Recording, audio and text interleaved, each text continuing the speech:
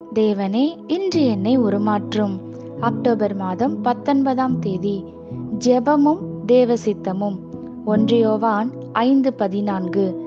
நாம் எதையாகிலும் அவருடைய சித்தத்தின்படி கேட்டால் அவர் நமக்கு செவி கொடுக்கிறார் என்பதே அவரை பற்றி நாம் கொண்டிருக்கிற தைரியம். தேவன் நமக்கு கொடுத்திருக்கும் மிக வல்லமையுள்ள ஆயுதம் ஜெபம்.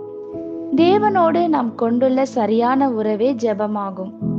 தேவன் என்ன செய்ய விரும்புகிறார் என்பதை கேட்டு அதை நம் வாழ்க்கையில் அவர் செய்து முடிக்க உதவுவதே ஜெபம். இன்று இதனை நாம் சரியாக புரிந்து கொள்ள வேண்டியது அவசியமாகும். ஏனென்றால் தாங்கள் விரும்புகிற காரியங்களை எல்லாம் பெற்றுத்தரும் சாதனம்தான் ஜெபம் என்று அநேகர் நினைக்கிறார்கள். இது தவறான எண்ணம். ஜெபம் என்பது தேவனை நம் விருப்பத்திற்கு ஏற்ற விதமாய் வளைப்பதல்ல, மாறாக ஜெபம்தான் ஒரு மனிதனை தேவனுடைய திட்டத்திற்கு உட்படுத்துகிறது. ஏனெனில் தேவனுடைய திட்டங்கள் மிகவும் மகத்தானவைகளும் சிறப்பானவைகளும் ஆகும். இதைவிட சிறப்பான ஒன்றை நாம் செய்ய முடியாது.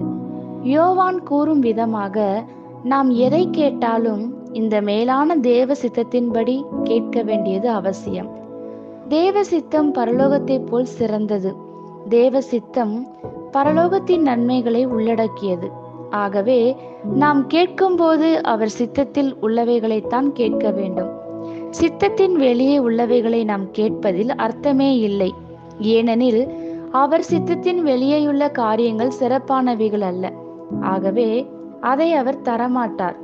ஜெபம் என்பது மகிமையின் இரட்சகரின் சாயலுக்கு ஒப்பானதாய் நம் வாழ்க்கையை மாற்றும் ஒரு அருமையான எந்திரம்.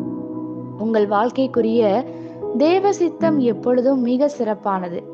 அதைவிட கொஞ்சமும் குறைவானது இல்லை.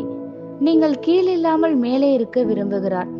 நீங்கள் வாளாகாமல் தலையாயிருக்க விரும்புகிறார். நீங்கள் செய்ய வேண்டியதெல்லாம் தேவனிடத்திலிருந்து அவர் உங்களுக்காய் விரும்பும் காரியங்களை தரிசனமாய் பெற்று ஜெபத்திலே அதற்காக கேட்கும்போது நீங்கள் நினைப்பதற்கும் வேண்டிக் கொள்வதற்கும் அதிகமாக உங்களை ஆசிர்வதிப்பார். ஆமேன். இந்த வார்த்தைகளினால் நீங்கள் ஆசிர்வதிக்கப்பட்டீர்கள் என்று நாங்கள் நம்புகிறோம்.